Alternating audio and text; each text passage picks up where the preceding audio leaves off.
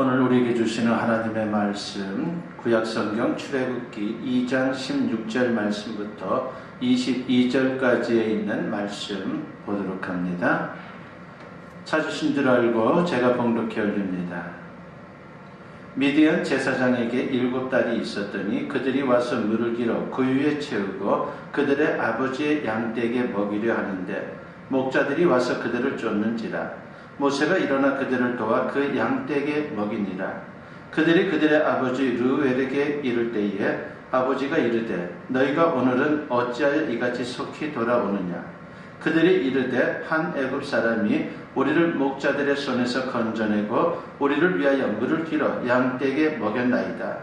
아버지가 딸들에게 이르되 그 사람이 어디에 있느냐. 너희가 어찌하여 그 사람을 버려두고 왔느냐. 그를 청하여 음식을 대접하라 하였더라. 모세가 그와 동거하기를 기뻐하며 그가 그의 딸 십보라를 모세에게 주었더니 그가 아들을 낳으며 모세가 그의 이름을 게르솜이라 하여 이르되 내가 타국에서 나그네가 되었음이라 하였더라. 아멘. 오늘 이 본문 말씀을 가지고 내 인생의 주인이라고 하는 제목으로 여러분과 같이 은혜를 나누고자 합니다. 2021년도가 되었습니다. 하나님의 크신 사랑과 은총이 여러분 각자와 그리고 가정과 여러분의 일터 위에 충만한 그런 한 해가 되었으면 합니다.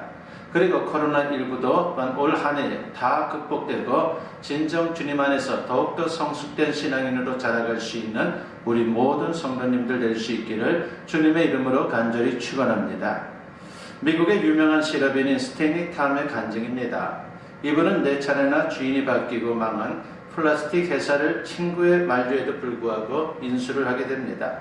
그러면서 그 회사의 5번째 경영인이 되었죠.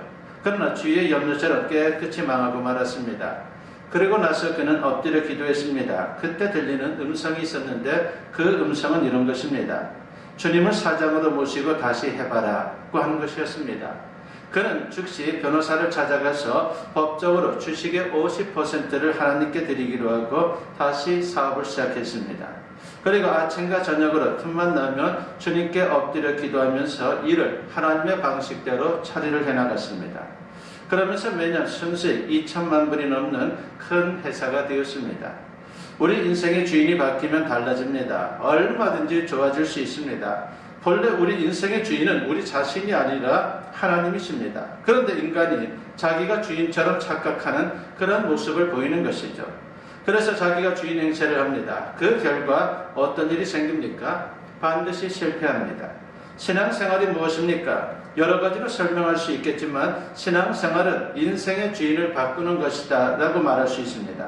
그렇습니다. 신앙은 본래 주인이신 하나님으로 주인을 바꾸는 것입니다. 주권이라고 하는 말이 있죠. 이 말은 주인됨을 의미하는 것입니다. 과연 누가 주인이냐는 겁니다. 인생의 주인은 내가 아니라 하나님이십니다. 왜 그렇습니까? 하나님은 창조주이십니다. 태초에 하나님이 무에서 유를 창조하셨습니다. 그래서 우리는 하나님의 피조물에 불과합니다. 이런 사실을 겸손히 인정하는 게 바로 신앙의 출발이며 그리고 본질입니다. 성경을 보면 모든 신앙인들이 예외 없이 하나님의 주권을 인정하고 고백했다라고 하는 것을 우리가 발견하게 됩니다. 다윗은 시편 24편 1절에서 이런 고백을 하죠. 땅과 거기에 충만한 것과 세계와 그 가운데 사는 자들은 다 여호와의 것이로다 라고 했습니다. 하나님이 모든 것의 주인이다라고 고백하고 있습니다. 사무엘의 어머니 한나도 이런 고백을 했죠. 사무엘상 2장 6절과 7절에 있는 말씀을 보면은 여호와는 죽이기도 하시고 살리기도 하시며 스월에 내리기도 하시고 거기에서 올리기도 하시는도다. 여호와는 가난하게 하시고 부하게도 하시며 낮추기도 하시고 높이기도 하시는도다 라고 했습니다. 무슨 말입니까? 세상 만사가 다 하나님의 주권 아래 있다는 것입니다. 그러므로 인생을 살면서 하나님은 창조주, 나는 피조물이라고 하는 진리를 항상 명심해야 합니다. 인생의 모든 문제는 이 사실을 망각할 때에 나타납니다. 하나님께서 태초에 우주 만물을 창조하시고 마지막으로 인간을 창조하셨을 때에 인간에게 자유의지를 주셨습니다. 그래서 인간은 스스로 선택하는 권리를 갖게 된 것입니다. 하지만 어디까지나 피조물이기 때문에 인간의 자유에는 한계가 있다라고 하는 것입니다. 그 한계를 정해놓은 게 바로 선악과 계명입니다. 그렇게 해서 에덴 동산 중앙에는 생명나무와 그리고 선악과 나무가 있었습니다. 그 중에 생명나무 열매는 마음대로 따먹을 수 있었지만은 선악과는 따먹을 수 없다라고 하는 한계를 정해놓으셨습니다. 이것은 바로 인생에 대한 하나님의 주권을 선포한 것입니다. 그런데 안타깝게도 아담과 하와가 선악과를 따먹음으로 하나님의 주권을 침해하고 말았습니다. 인간의 모든 비극이 바로 여기에서 기인하고 있다라고 하는 것입니다. 신앙은 하나님을 내 인생의 주인으로 모시는 겁니다. 그러므로 죄의 뿌리는 하나님의 주권을 무시하는 겁니다. 그렇게 해서 예수님께서 십자가에 피 흘려 죽으셨다라고 하는 것을 성경은 또한 강조를 합니다. 그러므로 예수님을 믿는 것은 죄를 회개하고 예수님을 구세주로 영접하는 것입니다. 더 나아가 하나님을 인생의 주인으로 모시는 겁니다. 그런데 신앙생활을 한다면서도 실제 삶에서 하나님의 주권을 무시하는 그러한 경우가 얼마나 많은지 모릅니다. 신앙이 미성숙할 때는 자기가 주인 행세를 합니다. 입술로는 주여 주여 하면서 실제로는 자기가 생각하고 자기가 판단하고 자기가 결정하고 자기가 행동합니다. 그러다가 다급해지면 마치 심부름 시키듯이 하나님을 부릅니다. 이런 모습은 미성숙한 신앙입니다.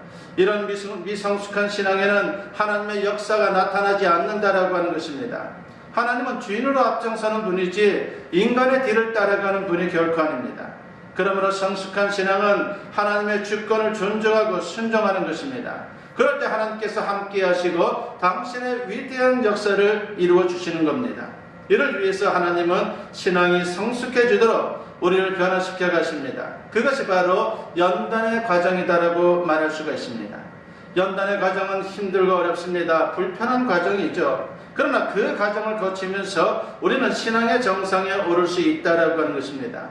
일단 신앙의 정상에 오르게 되면요, 내리막길처럼 인생이 쉬워집니다. 이게 바로 형통의 축복입니다. 오늘 본문에 나오는 모세도 이 과정을 거쳤습니다. 이 시간 그 과정을 하나하나 살펴보면서 여러분과 같이 은혜를 나누고자 합니다. 아무쪼록 오늘 말씀을 통해서 하나님 절대 주권의 신앙으로 성숙해질 수 있는 우리 모두가 되었으면 합니다. 성경에 보면 모세는 120세까지 살았다라고 말씀을 합니다. 흥미롭게도 그의 120년 생애는 40년씩 세 단계로 나눠지고 있습니다. D.L. 무디 목사님은 이 세 단계를 이렇게 설명을 했습니다. 첫 번째 40년은 모세가 스스로 대단한 인물인 줄 알았던 시기라고 했습니다. 그도 그럴 것이 애굽 공주의 양자로 들어가서 당대 최고 학문을 공부하고 부귀 영화를 누렸기 때문에 그에게는 얼마나 큰 자부심이 있었는지 모릅니다. 그러나 이런 모습은 성숙한 신앙이 아닙니다. 그 다음에 어떻게 됩니까? 살인사건에 연루가 되어서 미디안 광야로 도망가게 되죠. 그렇게 해서 두 번째 40년은 광야에서 양떼를 치면서 자기가 아무것도 아니다라고 하는 것을 깨닫게 되는 그런 자리에 이르게 되었습니다. 그 다음에 호렙산에서 하나님의 부르심을 받고 40년 동안 모세는 하나님의 종으로 이스라엘의 출애굽을 이끄는 기적의 역사를 이루는 그런 주인공이 되었습니다. 이때 모세는 자기는 아무것도 아니지만 하나님이 함께 해주시면 무엇이든 할 수 있다라고 하는 것을 깨닫게 됩니다. 이것이 바로 성숙한 신앙이고 진짜 신앙인 것입니다. 오늘은 모세의 인생을 세 단계로 나누어 살펴보면서 내 인생의 주인이 누구인지를 분명히 하여 성숙한 신앙으로 나아갈 수 있는 우리 모두가 되었으면 합니다. 첫 번째는 나 중심의 40년을 살펴보고자 합니다. 모세는 처음 40년 동안 하나님을 믿는 신앙은 있었지만 여전히 자기가 주인 행세를 하는 신앙 수준에 불과했습니다. 말하자면 나 중심의 신앙이었습니다. 모세는 애굽의 왕자로 당대 최고의 학문을 배운 사람입니다. 그것뿐만이 아니죠. 최고의 부귀와 권세를 가지고 있었던 사람입니다. 그러니 인간적으로 얼마나 대단한 사람입니까? 그러다 보니 자신이 하나님을 위해 큰일을 할 수 있다라고 그렇게 착각을 했습니다. 이런 신앙 상태를 짐작하게 해주는 사건이 바로 오늘 본문 11절과 12절에 나오는 말씀이죠. 모세가 장성한 후에 한 번은 자기 형제들에게 나아가서 그들이 고되게 노동하는 것을 보더니 어떤 애굽 사람이 한 히브리 사람 곧 자기 형제를 치는 것을 본지라. 좌우를 살펴 사람이 없음을 보고 그 애굽 사람을 쳐 죽여 모래 속에 감춘이라고 했습니다. 모세는 어려서부터 어머니 요셉의 품 안에서 자랐습니다. 공주의 양자인 모세를 길러주는 유머로 이 어머니가 채용이 되었던 것이죠. 그러면서 어머니 요셉에서는 모세에게 신앙심과 애국심을 심어주었습니다. 모세는 이렇게 해서 신앙인이 된 겁니다. 그러나 아직 미성숙한 가운데 자기 능력으로 뭔가 큰 일을 할 수 있다라고 하는 자부심을 갖고 있었습니다. 그래서 이스라엘 백성들을 살피러 궁궐 바깥으로 나갔고 거기서 애국 감독관이 강제노동을 하는 이스라엘 사람을 학대하는 그 장면을 보게 된 것입니다. 화가 난 모세는 애국 사람을 때려 죽이고 말았습니다. 그리고 안매장하게 된 것이죠. 이때 모세 신앙에 대해서 성경은 이렇게 말씀합니다.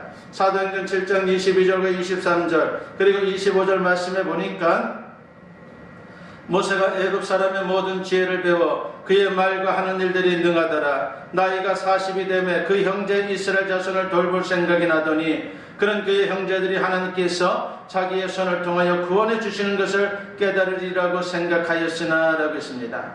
자신을 과신하고 자기가 뭔가 하려고 하는 모세의 교만한 모습을 여기서 발견하게 됩니다. 그런데 바로 다음날 모세의 생각이 산산조각이 나죠. 본문 13절부터 15절 말씀에 보니까 이튿날 다시 나가니 두 히브리 사람이 서로 싸우는지라 그 잘못한 사람에게 이르되 네가 어찌하여 동포를 치느냐 하며 그가 이르되 누가 너를 우리를 다스리는 자와 재판관으로 삼았느냐 네가 애굽 사람을 죽인 것처럼 나도 죽이려느냐 모세가 두려워하여 이르되 일이 탈로 되었도다. 바로가 그 일을 듣고 모세를 죽이고자 하여 찾는지라 모세가 바로의 낯을 피하여 미디안 땅에 머물며 하루는 우물 곁에 앉았더라 하겠습니다. 이스라엘 사람들끼리 싸우는 것을 말리다가 오히려 코너에 몰리면서 세상 일이 자기 마음대로 되지 않는다라고 하는 것을 깨닫게 되었습니다. 그것뿐만이 아니죠. 바로 왕의 추격을 피해서 미디안 광야로 도망가야 하는 그런 신세가 되고 말았습니다. 우리도 내 힘으로 인생을 살고 내가 하나님을 위해 뭔가 하는 것처럼 그렇게 착각할 때가 있습니다. 사실은 내 욕심을 채우고 내 생각을 주장하고 내 방법이면서도 말입니다. 이런 모습은 미성숙한 신앙의 모습입니다. 결국은 실패할 수밖에 없다라고 하는 것을 우리가 모세의 예를 통해서 발견하게 되는 것입니다. 두 번째로 모세의 인생 속에서 두 번째 단계가 있죠. 그것이 바로 연단의 40년입니다. 바로 왕에게 쫓기면서 모세는 미디안 광야로 피신했습니다. 이때부터 하나님의 연단이 시작이 되었습니다.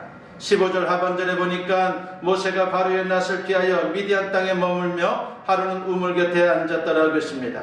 도망자 모세의 한심한 모습입니다. 모세가 우물가에 앉아있는데 때마침 미디안의 제사장 르우엘의 딸들이 양떼에게 물을 주려고 그곳에 온 것입니다. 그런데 목자들이 행포를 부리자 의분을 느낀 모세가 그들을 쫓아내게 되었고 르우엘의 딸들이 양떼에게 물을 먹일 수 있도록 도와주었습니다. 집에 돌아간 딸들이 아버지에게 그 모든 사실에 대해서 말했고 모세는 그 집으로 초청이 됩니다. 그리고 르우엘은 모세를 보고 마음에 들었는지 자기 집에서 함께 살자고 제안을 했습니다. 본문 21절과 22절 말씀에 보면은 모세가 그와 동거하기를 기뻐하며 그가 그의 딸 십보라를 모세에게 주었더니 그가 아들을 낳으며 모세가 그의 이름을 게르솜이라 하여 이르되 내가 타국에서 나그네가 되었음이라 하였더라 하겠습니다.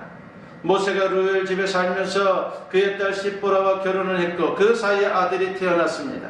그 아들 이름이 오늘 본문에 보니까 게르솜이라고 했습니다. 그 뜻은 내가 타국에서 나그네가 되었구나 라고 하는 뜻을 갖습니다. 그리고 이것은 나는 아무것도 아니구나 라고 하는 뜻을 또한 갖고 있습니다. 그러므로 게르솜은 모세의 고난을 나타내는 아주 중요한 이름입니다. 그러나 하나님은 그 과정들을 통해서 그의 신앙을 순금처럼 연단했다라고 하는 것입니다. 욥이 극한 시련 가운데 고백한 말씀이 있죠. 욥기 23장 10절에 보면은 그러나 내가 가는 길을 그가 아시나니 그가 나를 단련하신 후에는 내가 순금같이 되어 나오리라 하겠습니다. 모든 신앙인에게 이 과정이 필요한 것입니다. 고난을 통해 나는 아무것도 아니고 하나님이 주인입니다라고 하는 자기 부인이 있을 때에 비로소 성숙한 신앙의 길을 걷게 되는 것입니다. 모세는 미디안 광야에서의 40년 세월을 보내면서 자기 교만, 자기 고집, 자기 욕심, 자기 방법 모든 게 깨졌습니다. 그러므로 성벽의 실패는 끝이 아닙니다. 새로운 하나님의 계획으로 가는 계단입니다. 그래서 이런 말이 있습니다. 실패는 하나님이 나를 버리셨다는 뜻이 아니라 하나님이 더 좋은 계획을 갖고 계신다는 뜻이다 라고 하는 아주 좋은 메시지가 있습니다. 시련 가운데 좌절하지 않고 겸손히 하나님 앞에 무릎 꿇는 훈련을 받으면 멋진 인생으로 다시 태어난다라고 하는 것입니다. 이와 같이 모세도 미디안 광야에서 연단을 받으면서 하나님의 새로운 계획으로 한 걸음 한 걸음 더 나아갈 수 있는 그런 존귀한 자가 되었던 것입니다. 세 번째로 우리는 모세의 삶을 통해서 세 번째 단계를 생각해 볼 수가 있습니다. 그 단계는 하나님 중심의 40년입니다.